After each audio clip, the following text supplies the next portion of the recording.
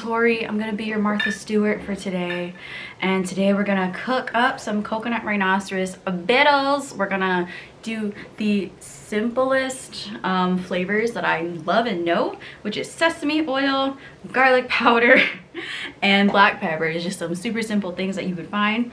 I have this, I'm kidding, we're gonna skip over some stuff. So first thing we're gonna do, you see those coconut rhinoceros beetles? So what I really want to do, something that I want to try, is taking this big one, and I'm not really for eating like all this gelatinous blah blah blah blah blah blah as of right now. I kind of just don't want to do that to myself. I want to like ease into this act slowly but surely. So warning, I'm going to actually cut out all of the insides. We're gonna gut this sucker open, but do you hear that?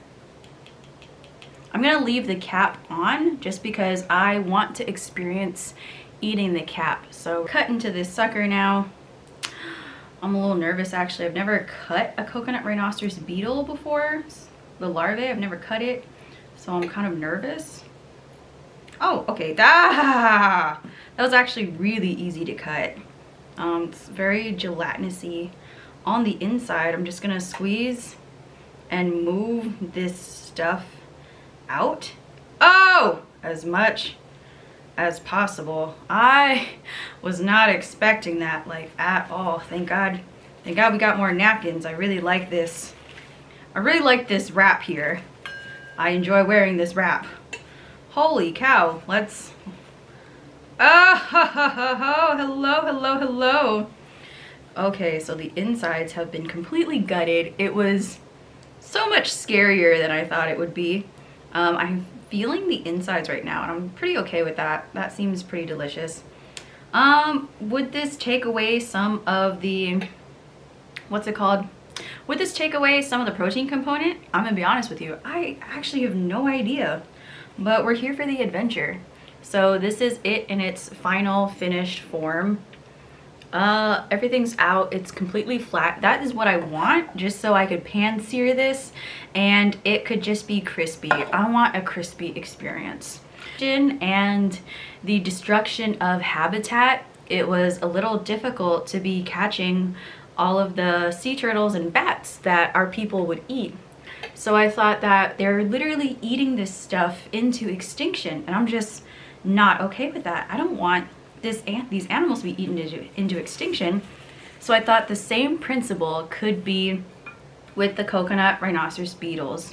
We could eat these coconut rhinoceros beetles into eradication by overconsumption. We literally eat them until they go away. Now one of my friends, this bitch is alive still!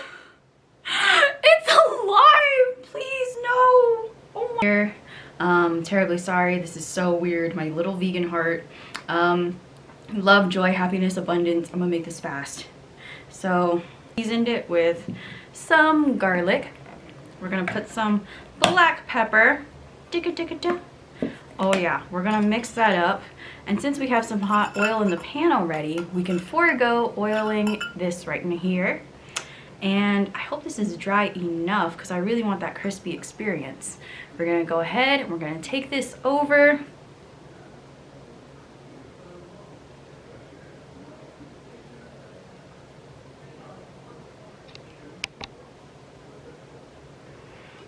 Let's dig in, let's check it out. This is my first time eating it without the insides, and I'm very excited. I'm gonna try this one. It's nice and flat. It's, you know, it's smaller. Okay. Oh, chewy. It is a lot like eating. Okay. Okay. I'm just getting tofu. To me, it just ultimately tastes like tofu. Like the texture is just very, I don't want to say chewy. That's just the best way I could describe it. And then it has a very earthy undertone towards the exit region.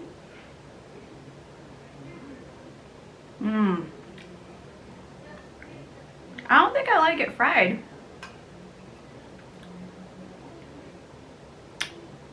I do appreciate the variety of spices right now. do appreciate the variety of spices. I'm very sure. Oh! Oh, one time. It actually takes a very long time to chew, which I don't really like. I don't think I like the head. I don't think I like the head. I don't think I want to eat this sucker anymore.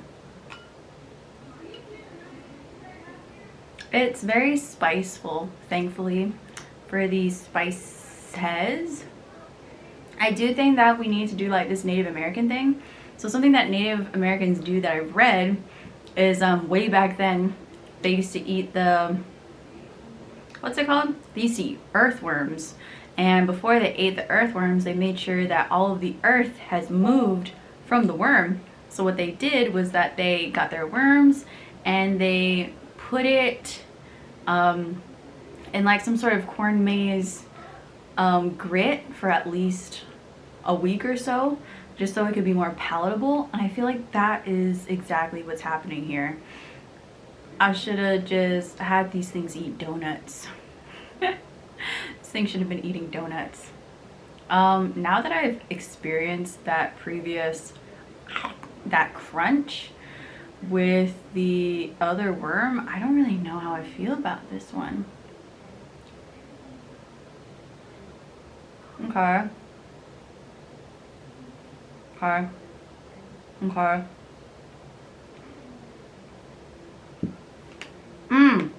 Oh. Okay. Okay.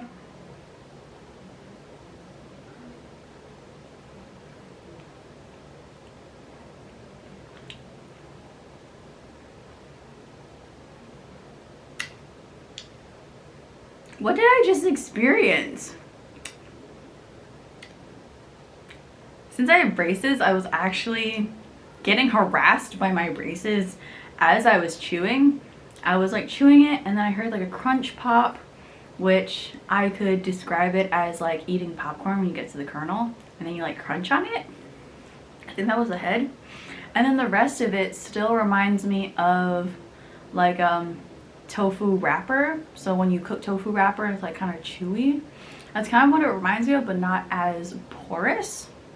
And I still really enjoy the spices. The most prominent spice that I've tasted was the black pepper, actually. And then the sesame oil was kind of there, but I feel like since the rhino beetle larvae was